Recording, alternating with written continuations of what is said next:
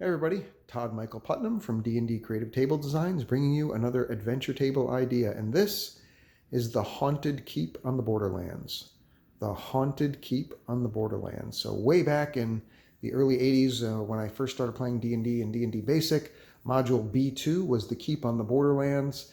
This is a very rough takeoff from that idea, but in the original module of Keep on the Borderlands, the Keep was the home base, and the players went out and uh, they went and fought in the caves of chaos and the caves of the unknown, and that's where they had their adventures at. Well, in this one, I flipped it, and instead, the keep itself is where the adventure takes place because it has fallen into disrepair. No one has heard from it for many years, and they have sent adventurers out to find out what's going on with the keep.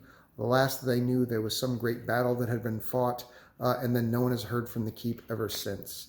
And so as they come across, they will see the first thing is they come from down here. There's all these giant cliffs and stuff that are going on, and they can see skeletal type figures that are walking along the ramparts of the keep up here. If the heroes try and climb up the side of it, the skeletons will start shooting their arrows down at them, making easy prey of the heroes. So they're going to have to try and go the long way around and see what they can do with the front of the keep. That means they have to cross the first bridge, which has fallen into disrepair, and it has these, of course, gargoyles on it. And when the players get too close to the gargoyles, they come to life, and they have to fight on the bridge itself. And of course, if they're in the centerpiece, that really limits their ability to move and whatnot. And the gargoyles, of course, can fly. So that makes for an interesting bit of a first encounter that something seriously has gone wrong when the gargoyles themselves has sprung to life. If they survive and make it to the next section, going up the long ramparts towards the keep itself, because the keep is located on top of a bluff, they will come across two corpse golems. And these corpse golems, there's bodies and stuff everywhere, and it's clear that some great battle has been fought here, and whatever magic has permeated through the keep has raised a number of these corpses together as one actual being each, and they must fight the bodies of the dead themselves, these giant corpse golems. And as they continue to go further up, then they come across and they find the undead cavalry. The cavalry and infantry that used to guard the outside of the keep is still apparently defending it. And so these skeletal horses and skeletal minions, or skeletal men at arms, are guarding this section up here, right in front of the second bridge, and the heroes must fight them off to move past them. And then they comes to the second bridge, which is higher up than the first and more dangerous to fall from. And there's gargoyles here as well, but those are just regular statues. But there's this giant Goliath undead rotting type creature here that somehow has been morphed from some kind of an evil curse, and the heroes must fight him to work their way through. And then it gets to the section here where the players, I should show here, climb up the ramparts and get to this section here, which has all kinds of spikes and stuff in the way. Some sort of a last-ditch effort was made to keep out whatever invaders were attempting to attack. And then the players, we're going to swing around here, will come inside the keep, and they'll find a number of things. They'll find a pit that's got all kinds of bones and skeletons and bodies and stuff in there, and plus more piles of bodies on the parade grounds. And it obviously looks like some kind of a horrible tragedy has occurred. And then over around the main statue, which is the centerpiece of the keep proper, there's all these bodies that have been tied up and look like they've been burned alive or something. And apparently some kind of virulent plague had gone through the keep, either during the battle or after the battle.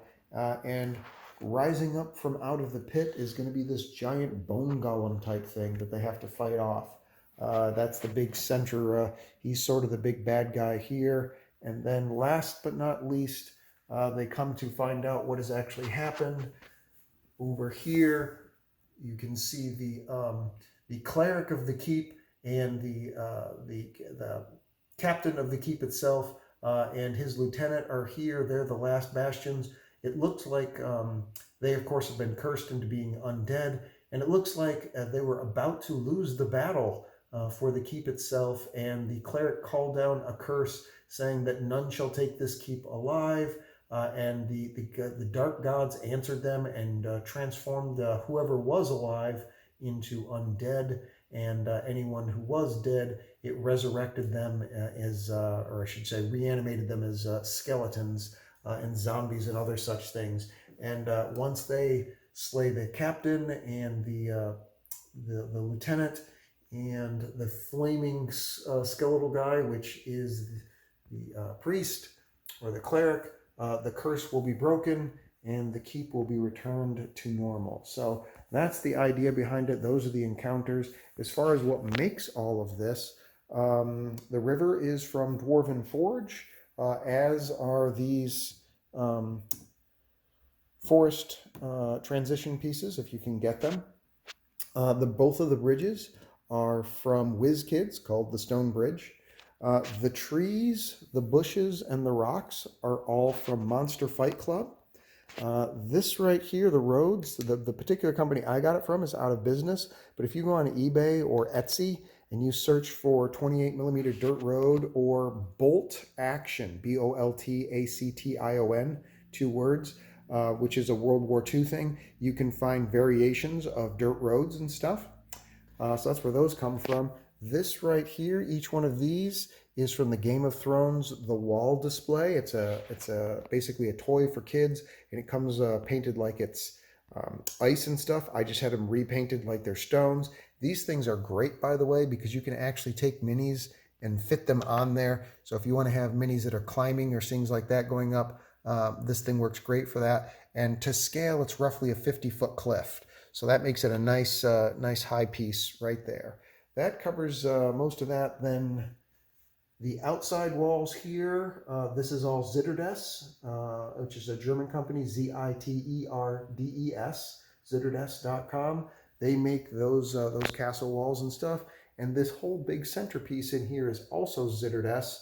It's hard foam, does not come painted, but you paint it up however you want. And that's fantastic.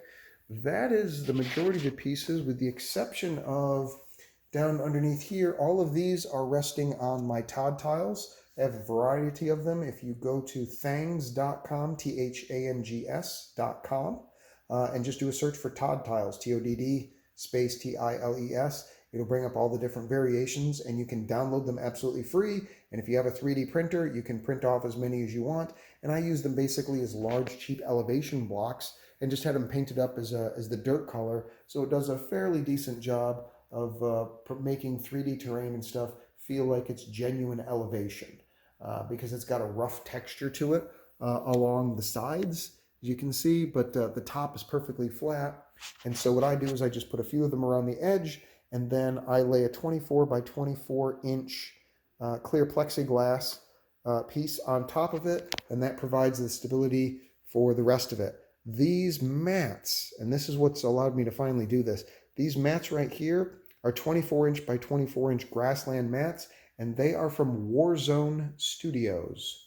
Warzone Studios. And I got several of them. So between the Todd tiles and the 24 inch plexiglass, and then you lay that on top of it, you can create tiered elevations, which is obviously what I did here. And you can see the first elevation is just the table level itself. And then it goes up 1 level.